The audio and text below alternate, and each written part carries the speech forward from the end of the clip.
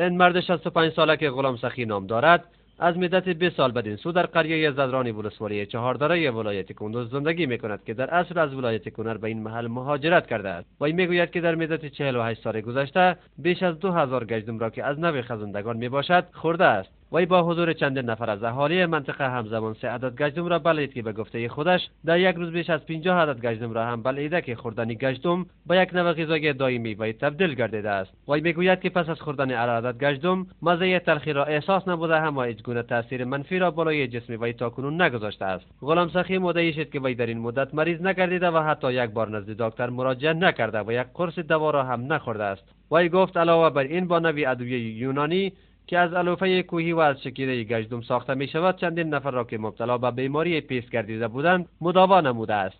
کلیپ گفتن است که این مرد تنها زندگی می کند و از شغل دریوری و گلکاری امرار معاش می نماید. با گفته خودش در موقع تفریح گاهی با نواختن دوتار خود را سرگرم می سازد.